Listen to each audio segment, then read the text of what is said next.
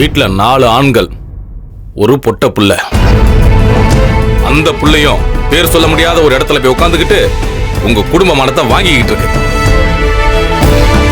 பாவப்பட்ட ஒரு தாய் தந்தைய பறி கொடுத்துட்டு தத்தளிச்ச குடும்பத்தை தாங்கி பிடிச்ச மூத்த அண்ணன் தேர்கால ஐயனை இழந்து விட்டு குடும்பத்துக்காக பாடுபட்டு உழைச்சு இன்னைக்கு இந்த குடும்பத்தை ஊர்ல இருக்கிற மக்க மனுஷங்க மதிக்கிற மாதிரி மாத்தி இருக்கிறது மூத்த சகோதரன் தான்.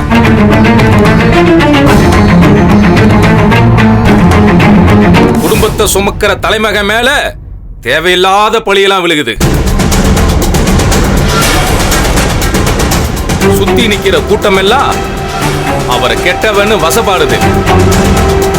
வீட்டுக்கு வந்த பொம்பளை எல்லாம் அவரை மோசமா சித்தரிக்குது. ஊரே மரியாதை கொடுத்து கொண்டாடின மனுஷனுக்கு சிறைவாசத்தை கொடுத்து உள்ள அனுப்பி வச்சது அந்த பொம்பளை கூட்டம் தான். ஆசற்ற மாணிக்கத்தை மண்ணுக்குள்ள புதைச்சாலும் அது தன்னோட குணத்தை விடாம மின்னிக்கிட்டே தான் இருக்கும். அது போல என்னதான் ஏச்சு பேச்சு இருந்தாலும் அந்த மூத்த ஜீவன் இந்த குடும்பத்துக்காக செய்ய வேண்டிய கடமையெல்லாம் செஞ்சுக்கிட்டே தான் இருப்பான். உடன் பிறந்தவங்களை பிள்ளைங்க மாதிரி பார்க்கிற மனசுக்கு தம்பிகளால ஒரு குறையும் இல்ல. சாகுற வரைக்கும் ஒத்துமை குறையாது. ஆனா உடன் பிறந்தவங்க மூலமா வீட்டுக்குள்ள வந்த பெண்களால பெரும் பாதிப்பு இருக்கு.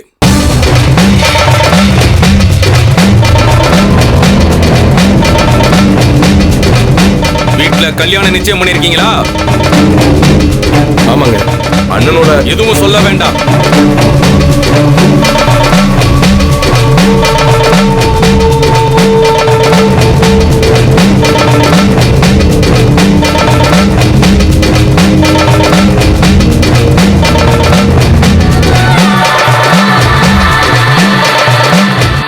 பெரும் பிரச்சனையா வரப்போகுது.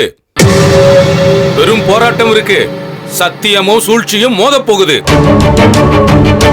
இதுல ஜெயிக்க போறது எதுன்னு குடும்பமே எதிர்பார்த்து காத்துக்கிட்டு இருக்கு. அந்த கல்யாணம் நடக்குமா நடக்காதா, குடும்பம் சிறக்குமா இல்ல பெண்கள் தலையெடுத்து சீரழிக்குமாங்கிற பெருந்துயரத்தில் இருக்கிய. இதெல்லாம் உள்ளுக்குள்ளே இருந்தாலும் அதை வெளியே காட்டாம அமைதியா இருக்கு இந்த மூத்த மனசு. அதுவும் இந்த வீட்டுக்கு வடக்க இருக்கிற கடற்கரை பட்டணத்திலிருந்து வந்த பொன்னாலதான் குடும்பம் ஆட்டம் கண்டு நிக்குது.